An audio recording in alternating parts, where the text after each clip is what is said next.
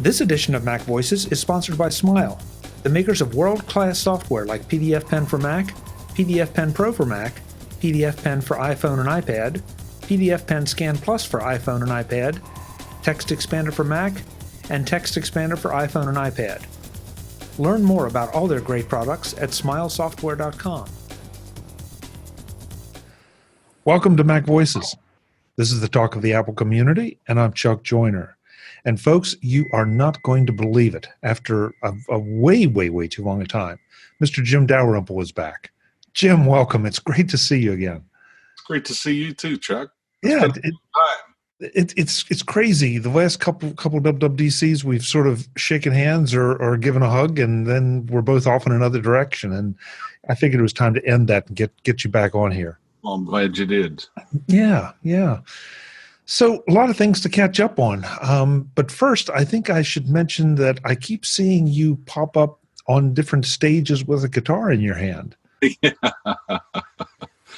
Yeah, that was mostly at my party that I had at WDC.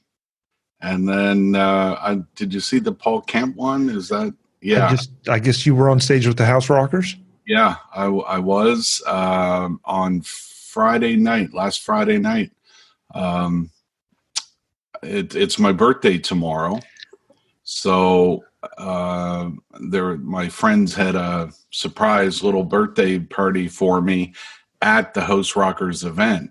And, Paul being the gentleman that he is, asked me if I wanted to come up and play a song. So I got up and played Sweet Home Alabama with him. So that was a lot of fun. Yeah.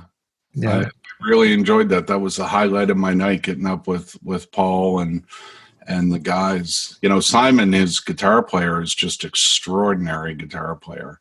And I just sat there all night watching him, and it was nice to get up and put on a guitar and play for a little bit, though. I'll admit that.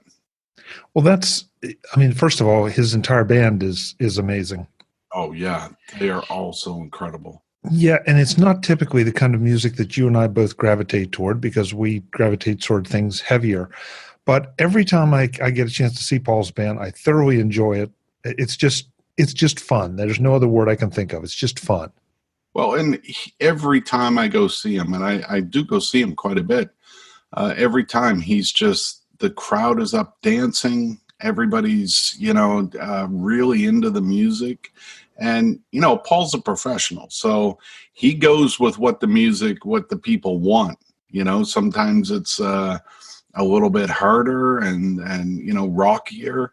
And other times it's that, classic Motown type, dance music, funk. I mean, it's just, they're so talented that, they can do almost anything.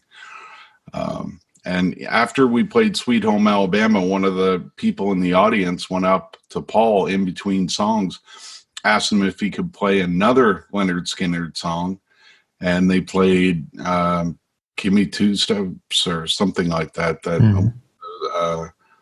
One of the old Skynyrd songs. And I could sing it for you, but then the show would be over forever.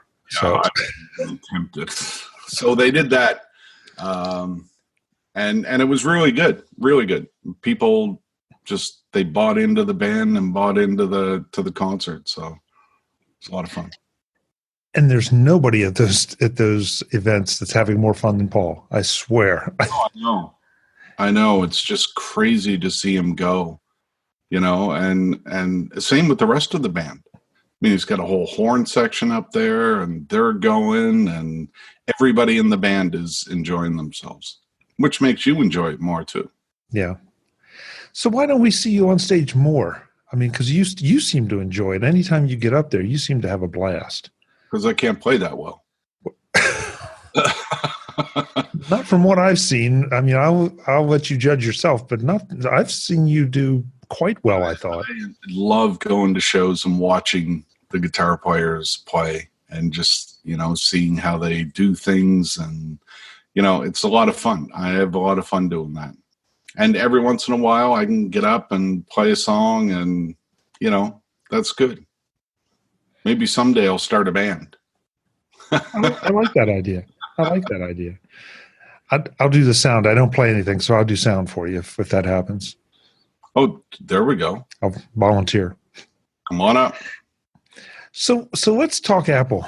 Let's talk you and Apple. The loop is at loopinsight.com is still going strong. You're still, I think providing a very different aspect or different angle on the Apple news, because you sort of pick and choose what you want to talk about. And to be fair, sometimes it's music, sometimes it's tech, sometimes it's just, I hesitate to say social commentary, but once in a while that sneaks in. Yeah. I mean, it's interesting because, the basis for the loop has never really changed. And, Dave Mark is posting a lot. Dave's a really smart guy. He's a lot smarter than I am. And, Sean posts some stuff on there too. And all three of us have our own interests. Dave is a developer. He's really into that. He loves helping people out with tips and things like that. For me, it's music. And, Sean finds the weirdest stuff to post. It's just unreal how collect stories are that he finds, but they're all very interesting, so with the three of us doing our own thing, we tend to, at the end of the day, when you look at the run of the stories, there's a pretty good mix of stuff, anywhere from tech, all the way up or down, depending on what you like to read. But we try and put something in there that interests us. When I post a music thing, it's because that's what interests me. It could be a guitar or a video or, some software that I enjoy. But whatever we put up there is something that we enjoy ourselves, and that's why it's there. And that's what makes the loop unique among the tech web. That it's not just strictly tech. It's not strictly focused. There are a lot of edges to it, and I always enjoy seeing them pop up on my RSS reader, because I kind of never know what I'm going to get until I see the title, and then it's like, oh, this looks interesting.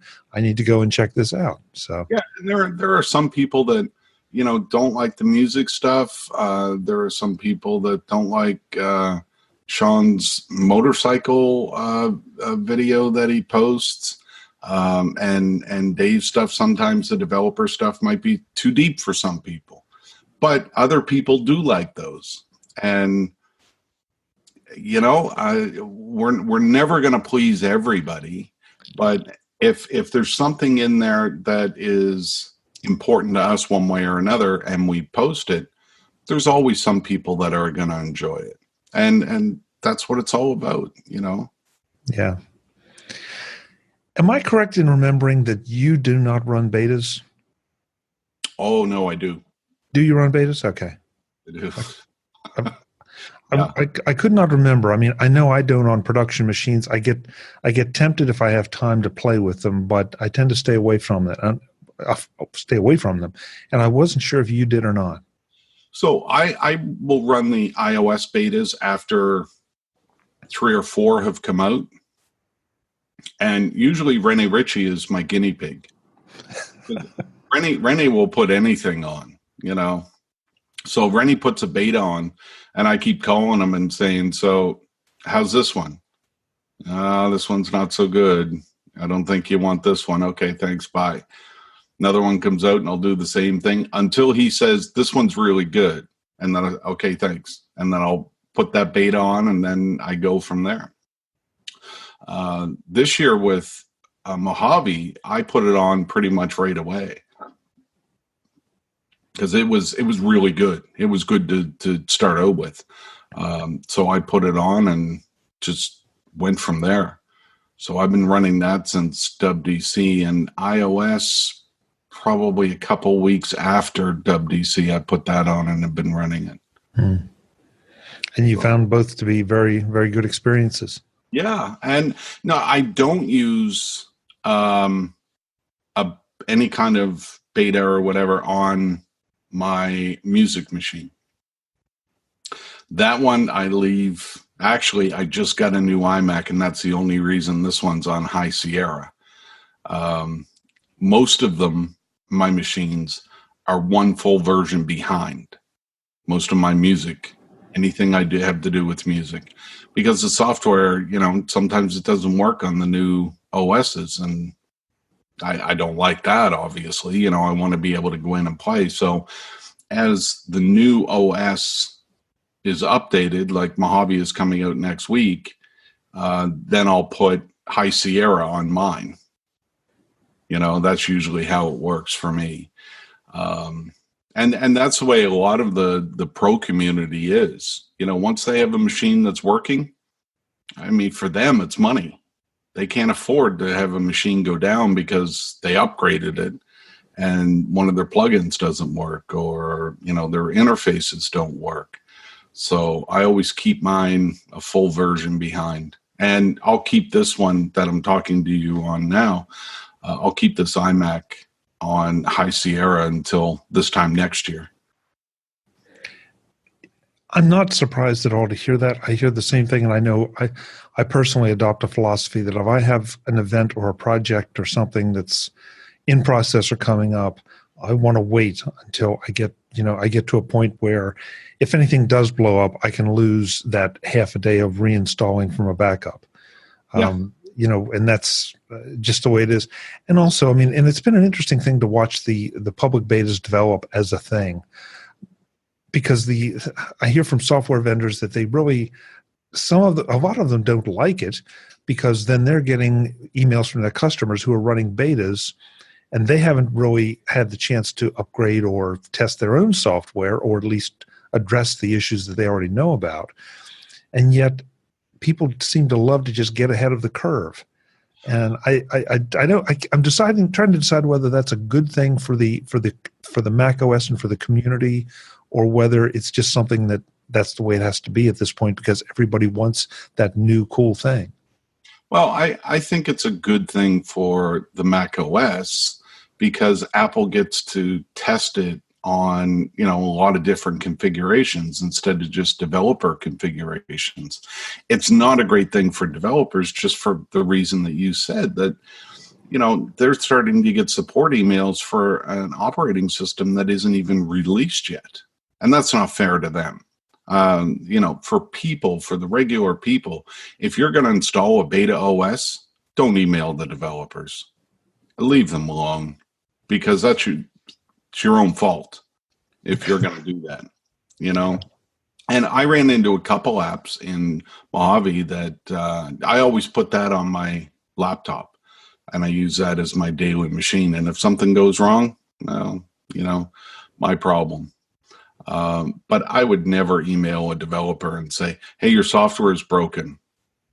And then, have to tell them that, well, it's because I'm running a beta OS. That's not their problem. That's your problem. If software doesn't work, then don't do it anymore. I as you can probably tell, I have no sympathy for people that install beta OSs and then, go after a developer because their app isn't working. When the OS is final, their app will work. That's why they have that period of time to make it work. Yeah. And if the developer is responsible, they're the ones that are taking the slings and arrows during the beta process, figuring out what works and what doesn't, so that they can have it as close to ready, if not ready, on the official launch day. So I'm with you. I have no sympathy at all, because I hear people that are doing it and they say, oh yeah, this beta is really stable, or the beta is really not, or this feature doesn't work and Apple said that this feature is included. And it's like, well, yeah, but you really don't have a right to complain until that is officially released. Then fine, but not until then. And Apple or people will write reviews on beta software. Oof, that's just wrong. Yeah. That's wrong. I mean, I'll write a quick, I don't even know if it's a hands-on, more of here are some things, that I like about it. But I never ding it, like this doesn't work. And it's beta. It's not, you never know when it's going to work. It'll work sometime before it's released. That's about it. So you can't do a review of a piece of beta software, any software, because it's not fair. No, and there's nothing wrong with doing a little commentary on, hey, I'm running this beta, and you've identified it as a beta, and I find this works, that doesn't, have you seen anything different? But to do a review of it, yeah, I'm right there with you that tries to pass judgment before it needs to be passed. Can't be done. So first of all, I did want to say by the time that folks hear this or see this, the earliest, they'll probably be getting their new watches and phones. And also, happy birthday. Happy birthday now, which is your actual birthday is between now and then. So happy birthday. The beard is getting longer, Jim. Another year's growth, another ring. Today's edition of MacVoices is supported by Smile, the makers of world-class software. You're probably used to me telling you about TextExpander from Smile, my most used utility. Today, though, I want to remind you that TextExpander isn't just for your Mac. TextExpander for iPhone and iPad is an equally important part of my productivity toolkit, and it should be part of yours too. TextExpander for the iPhone and iPad takes the form of a keyboard app, which makes it accessible to every app on your iPhone or iPad, so you have the power of TextExpander available anytime, anywhere. Even better, there are a variety of TextExpander enhanced apps available. Many you probably already own and use that have the TextExpander capabilities built in. And these are some of the best-in-class apps out there, not some no-name apps that you aren't sure of or have never heard of. Emails, notes, documents, web surfing, everything is easier and faster with TextExpander for your iPhone and iPad. And having all your already created snippets available everywhere is a convenience that you can't appreciate until you have it. You will need the TextExpander account that goes along with the TextExpander subscription to sync your snippets across your devices, but that's just another way that TextExpander delivers not only value, but also a cross-platform experience that helps save you time and effort and introduces speed and consistency in your messaging and data entry. TextExpander on iOS is another great app from Smile and is free on the App Store. If you're a TextExpander user, be sure you're taking full advantage.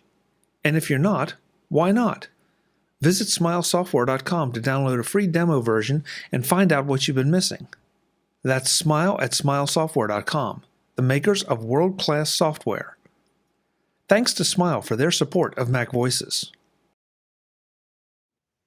So what is your reaction to what we're going to be seeing with the new phone and the new watch? Is this just pretty much an incremental step, or do you think this is a really significant upgrade for these devices?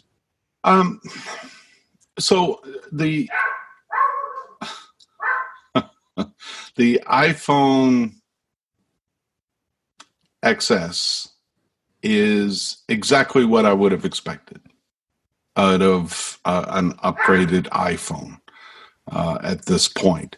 It's got, an improved CPU and improved chips, and, everything is just what I expected it to be.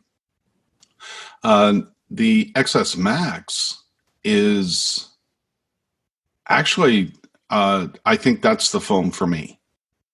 The Max is the phone for me. Really? After the event, I spent a bit of time just playing around with them, and it was really, it wasn't huge physically to hold, but the screen was huge. So you could fit so much on that screen as you were scrolling a web page or something, so much more than what you could on the 10. And the text was a lot bigger. So for somebody with my aging eyesight, it was really nice. to be able to see that. And because it wasn't any bigger than the, say, the iPhone 8 Plus, you weren't looking at, a phablet size thing that you were going to have to try and fit in your pocket. If you used one of the Plus iPhones, then you were good. This is the same size, but a much bigger screen. So, I'm all on board with the Macs. And the R is an interesting device because the screen is bigger than the 10, smaller than the Macs, but it has color, which will attract a lot of people. It only has one camera as opposed to the two cameras, but still the camera is good. So people are going to get a great camera in there. So I think it's going to be a really good seller. I think that could be the sleeper seller of the new iPhone line. And, it's clear that they're trying to bring as many people as they can over to their modern iPhones, and I would classify that as iPhones without a home button. So the 10 and the new 10X series, because they have a cheaper R model for people that don't want to spend, another couple $100 to get an S. So when you look at the S, it's kind of the difference is the size. All of the quality and features and everything else are the same. The size is different, and that size will cost you an extra $100. For a lot of people, that's a no-brainer. They're just going to go ahead and do that. I would do that.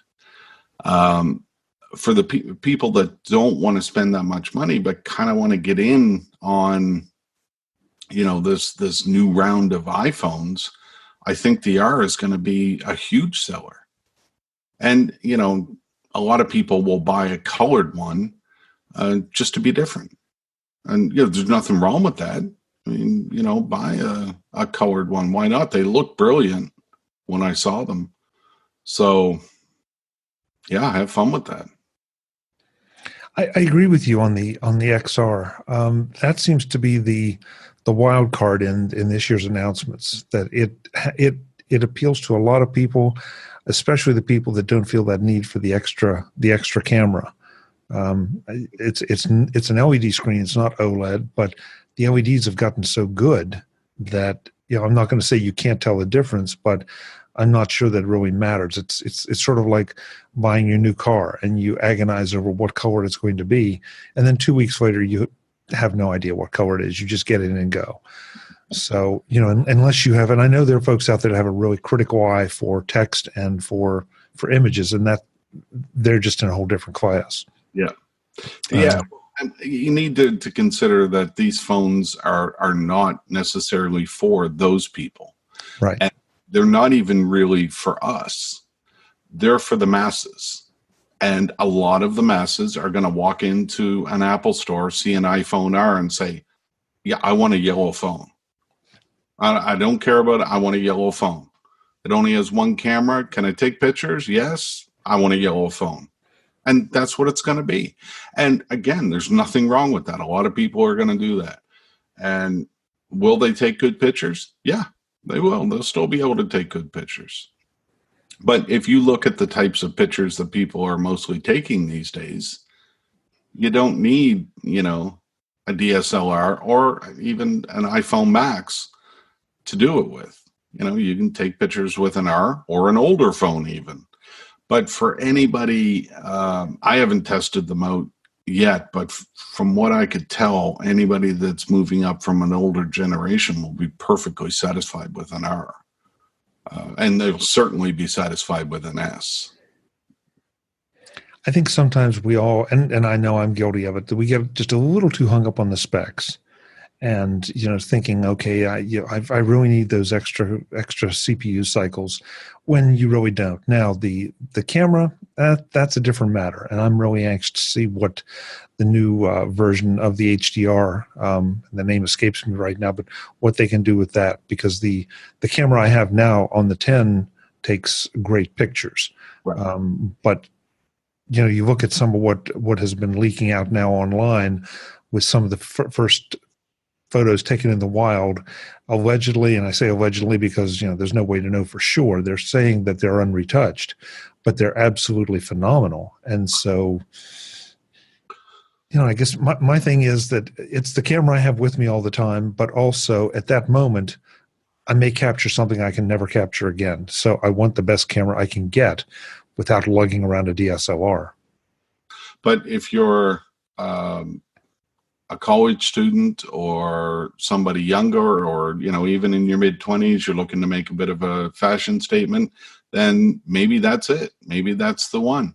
Or even if you're a bit older and don't need a Max, maybe your eyes are better than mine, and you don't need an S for that matter. R is perfect. The R is perfect for so many different segments of the market that's why I think it's going to be a huge seller. And that's why I think it may go underlooked by a lot of people. Jim, was it just me, or did it feel like the Apple Watch really kind of stole the show at the announcements? Yeah. It was kind of funny. The Apple Watch is a huge thing. It really is. And, when you get features like fall detection and, the EKG stuff, I mean, that's huge. That's not just a feature. That's, these are life-saving things.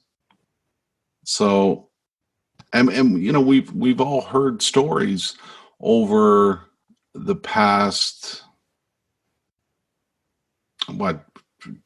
2 years, 3 years maybe, about how the Apple Watch helped save people's lives. And that doesn't even include the people that it's helped improve their life with the fitness aspect of it, because it's done that too. But we're talking about literally saving people's lives. So when you throw in an EKG and fall detection, you've just added a whole other level of safety to a product that you put on your wrist and tell time from. So I think I think the Apple Watch is pretty special. I guess what excites me about it is that it's becoming an increasingly personal device. I mean, unfortunately, Apple called the iPhone, and they called the Apple Watch because they had to make it something relatable to what we had experience with before. But now we all know that there's a significant portion of the population that hardly ever makes phone calls on their iPhone, but it's in their hands all the time. And the watch is becoming something very, very quickly the same way, that I don't necessarily use it to tell time. Of course I do. It's on my wrist, and I look down if I need to know the time. But there's so many other things that I have come to rely on it for, that it's now beyond a watch, and it's now something that if I accidentally, and it only happens once probably every 6 or 8 months, but if I leave the house without it, I come back to the house because I don't want to be without it for that day. And when you start having that kind of involvement with these things, it changes your life, not just necessarily for the healthy, for the better, but it changes the way you interact with the world. And I realize that sounds kind of marketing-ish, but it really is true. No, it is true. And, the iPhone has really changed the way that we interact, because I don't make phone calls anymore. Rarely do I make phone calls anymore. Now it's mostly text, email sometimes, but very seldom a call, unless it's really important and I really need to talk to you. Then no. And, these days with the watch, I can actually go out on a walk and leave my phone at home, listen to Apple Music on my wireless AirPods, take phone calls if they come in, answer texts. I can do anything I want with just my watch. So I don't have to bring my phone with me on the walk. And that's good and bad. Before, sometimes I would leave my phone at home and go for a walk just to get away. Well, I can't do that now, because now my watch is there. But especially if I want to listen to music and stay in touch. But I can turn off cellular and still, have a break. But mostly that's good, because if your watch runs out of battery, or you still have a form of communication that you can get in touch with people, or whatever you need to do. I think that's great. And one of the presentations at the event last week from the cardiologist really stood out to me, because he said, you have some symptoms, you go to the doctor and you don't have those symptoms anymore. And the doctor's just basically, he's guessing at, what you have or what went wrong. Well, now you've got an EKG, you've got a heart monitor, you've got all this stuff that you can show them and say, here's when it happened, and here's what my EKG and stuff said. And then he can make an informed opinion and say, oh, well, that's not good. Or, oh, that's not a big problem at all. I see what happened. Don't worry about it. Keep in touch. Yeah. That's when you can make an informed decision about anything. That's huge. And this is about our health and our lives. So, yeah, I was impressed. The Apple Watch impressed me. And the other thing that impressed me about the watch, I did put one of the new 44 millimeters on my wrist. And when I first saw it, the screen was dark. And I thought, that's not that much bigger. It doesn't look that big. Until I tapped the screen and it came on. And you saw how big it actually was. The amount of real estate that you have on that screen now, especially with that new watch face that they showed off, was amazing. And I put up a 40 millimeter right next to it. And it was unbelievable, the difference in size. So my point was that the new watch isn't big enough that it's going to be cumbersome. Like those gigantic watches that you see that just look too big. It's not like that at all. But it's big enough where you're going to see a lot more information on your wrist, on the watch face, because it is that much bigger. So, we're talking millimeters, but it makes a huge difference. Yeah, I've ordered the 44 because I like the 40, but I want to see how the 44 goes. And I figure, what's the worst that can happen? I'll have to drop back to a 40, but I sort of don't think I'm going to. And of course, I haven't had the advantage you did of seeing them in person. But yeah, I'm quite anxious to see this. And the new watch face is indeed gorgeous. And typical Apple, they pack a lot more information into a very usable format, at least, again, especially with the one watch face that everybody's seen so far.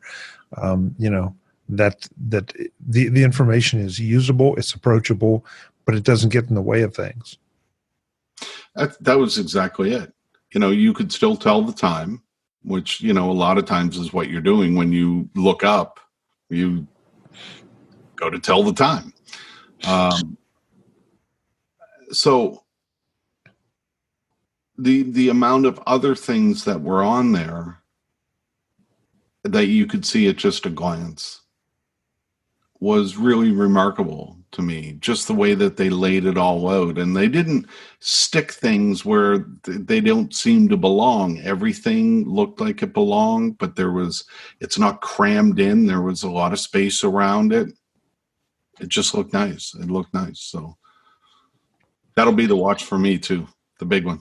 Yeah. Yeah. I would think so. The ECG, EKG, whatever, depending on where you stand. That too was interesting, and there's been so much smoke and fire over that since the announcement.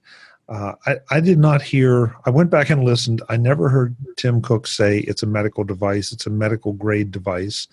It does have an FDA approval, not FDA approval like the very expensive piece of equipment you get if you go into the hospital and they test you out. But it's one of those things that it's there, like you said, it's going to always be there if you wear the watch, and it will give your physician an idea of what's going on. I don't think it was, at this point, it's definitely not intended to be a diagnostic tool for that level of diagnostic tool, but it's an indicator. There is no home, equipment that I can see that's a true diagnostic device, because no matter what you say to a doctor, he's going to say, come on in. And, they'll do their own diagnosis. They're not going to take for granted that whatever device it is that you're using is correct, whether it's blood pressure or an Apple Watch. But it will give them a peek into what was happening at that particular time. And that's important. I think that's important sometimes for the doctors to be able to get more than a person saying, well, my heart was kind of fluttering, like, what does that tell them? Well, it doesn't tell them anything. But if you can say, well, here's the EKG that came out at that particular moment, I think that's a lot better information for him. It's still, it's not going to change his mind, but it's going to give him better insight into a diagnosis for you. And like everything else in today's world, more information is better. It lets you make a better informed decision or a better diagnosis or something. So it may not be perfect, but it's certainly better than just walking in and saying, hey, my heart was fluttering. What does that mean? Yeah. So since the last time we were together, Apple has hit the $1 trillion mark. And I'm kind of curious to see, because you've been kicking around the Apple world for a long time. And we were both interested in it, involved in it when Apple almost didn't make it. And to see that low versus the high they're running now, I mean, any particular thoughts? Because sometimes I just shake my head and wonder. I would have bet in the late 90s that Apple would have went bankrupt before they reached $1 trillion. But here we are. And, a lot of the credit obviously has to be given to Steve for the products that he put out in the early 2000s with not just the iPod, but the MacBooks at the time, and everything else that he did with iMacs and his philosophy on design and working with Johnny. But that whole Apple executive team and the way that they've worked through the years to continue to bring out products that resonate with the masses, because that's what they needed. They needed those types of products that people would buy en masse, and they have. And it's incredible to see, where Apple has come from since, say 20 years even.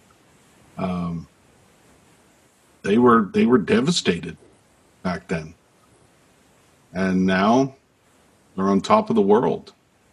And, that could reverse just as easily. All they need to do is stop putting out quality products, or stop their R&D, or and then they'll go back to what they were, but there's no indication that will happen. And I get frustrated at times because I don't think that a lot of folks that are around like you and I were, and a lot of our friends were, when Apple was a tech company. They are now a consumer electronics company. That they're tech consumer electronics, and so they're not building machines necessarily for you and I, or if they are, the models are a lot fewer. They're fewer and farther between, but they are putting out some amazing machines. I think your phrase earlier was for the masses.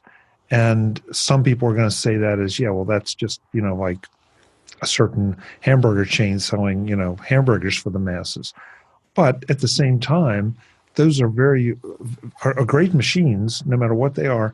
And the bar has been raised so much that they're not just toys any longer. They're very viable machines for what that segment of the population wants to do with it. When the masses will spend the amount of money that Apple wants for these devices, then, it's high quality. You're not just putting out things that are going to break in a month or a year. You're putting out products that will last for years. And I think that's shown. People are still using iPhone 5s, 5 generations ago. These things will last. iPad's the same thing. MacBook's the same thing. I know there was a keyboard problem with some, but I didn't have that problem. So, there's a lot to be said for putting out a popular product, but to put out a popular product, have it sell well, and have it last a long time. I mean, that's a win-win for everybody. The consumer can hold on to the product if they want. They can sell it. They can upgrade. But year after year, Apple continues to put out better and better products, faster, more detail with neural engines and, all this crazy stuff that they have in the new ones. It's the secure enclave that's on the phone for your Face ID and for the older ones, the fingerprints, and, nobody can get in there. So, yeah. Jim, do you think that's the longevity of these machines is one of the reasons that we haven't seen new Mac models as frequently as maybe we used to? That the need to do the upgrade wasn't there, or the market wasn't there, or do you really think it is a matter that they've shifted their attention a little bit to some of the other devices? There's no doubt that they've shifted their attention. No doubt at all. And they had to, because the iPhone is the moneymaker. Absolutely no doubt. But I don't think that a lot of people realize that, some of this comes down to the Intel chips and what they can put out. So, is there much sense in putting out a new MacBook if the chips haven't changed or haven't changed enough that they can, really make an upgrade worthwhile? There's other Mac products in there that I know haven't been upgraded in a while. And, Apple's dealing with the Mac Pro. And you have the Mac Mini. I know that people use it. I get it. Doesn't make a lot of sense to me personally, but I wouldn't be surprised to see Apple just say goodbye to the Mini, and it wouldn't upset me a bit if they did. I get mixed feelings. I mean, I have a Mini kicking around here somewhere that gets very limited use. But it's a nice compact little machine, and it can run headless if I wanted to, and that's something that an iMac can't do.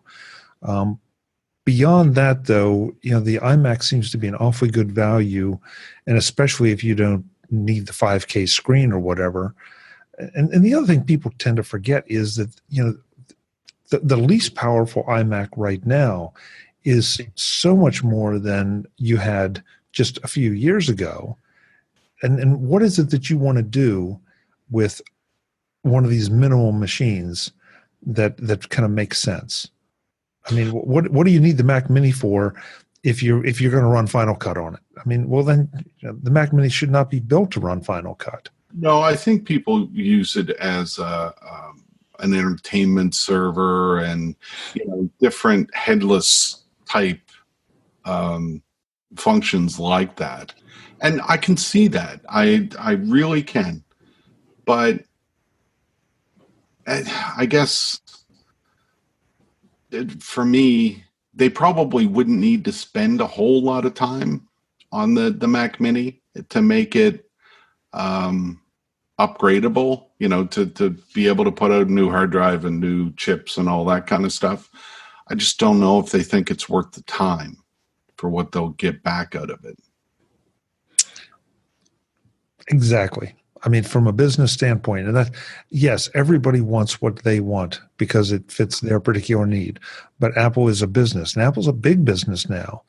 And they didn't get to be where they are by addressing these small little niche markets. The niche markets need to adjust themselves to use Apple products. And I know that I'm going to get emails on that, or tweets or something. But that's just the way it is. And so we were all fans of this little company that started in a garage. It's not that way anymore. And yet here we are celebrating the fact that they're the first $1 trillion company. But we still want them to make something for the niche market just because. We're being a bit disingenuous. Yeah, and they're selling a lot of Macs, overall, iMacs, MacBook Pros, MacBooks. There's a lot of them out there, and they seem to be selling a lot. They go up and down as quarters go by, financial quarters, and they release those numbers. But overall, they're holding pretty steady on Macs and iPads, iPhones, and they just keep making money. They just keep piling in money. I just want 1%. I'll send an email to Tim Cook and see what we can do. That's all I want. Tax 1%. I'll take 0.5%. I'm not greedy. I'll start at 1%. We'll see where we go from there. Okay. All right. I'm not going down too much, though. They can just, if they want to give me lower than that, I'd just say keep it. Okay. You can be bought, but not cheap, in other words, is what you're saying. Cheap. I mean, I do have my limits. Yeah. Well, Jim, it's great. We'll do this more often. It's been my fault that we sort of dropped the ball, but we got to do it more often because it's always just fun to catch up with you, see what your thinking is, and see what's coming next. I was thrilled with your email inviting me on. So anytime you want, I'll be here. Well, I appreciate it. We will do it. Okay, so loopinsight.com, of course. Other social media presences, where else are you hanging out these days? Just Twitter. J Dalrymple on Twitter. Nowhere else, really. Nope. That's interesting. You just don't feel the need, don't feel the desire, but just hanging in there on Twitter? Yeah. Mostly I'm just sitting in the California sun and, hanging out. Sounds like a good life. I got to try it. That's it. Just those two places. Jim, thanks so much. It's great to see you. Thanks a lot, Chuck. Folks, I'm Chuck Joyner. This is Mac Voices. I'd be interested in hearing what you have to say about some of the things Jim and I discussed. Whether you agree with us, whether you agree, don't agree, that's fine. Try to be nice when you tell us you don't agree. Until the next time, thanks for watching. Visit MacVoices.com for show notes and to connect with Chuck on social media. Get involved in our Mac Voices Facebook group and get more out of your Apple Tech with Mac Voices magazine, free on Flipboard. And if you find value in it all, consider supporting us at patreon.com/MacVoices and join these folks who help keep Mac Voices coming to you. Advertising handled by Backbeat Media at backbeatmedia.com. Bandwidth provided by CacheFly at cachefly.com.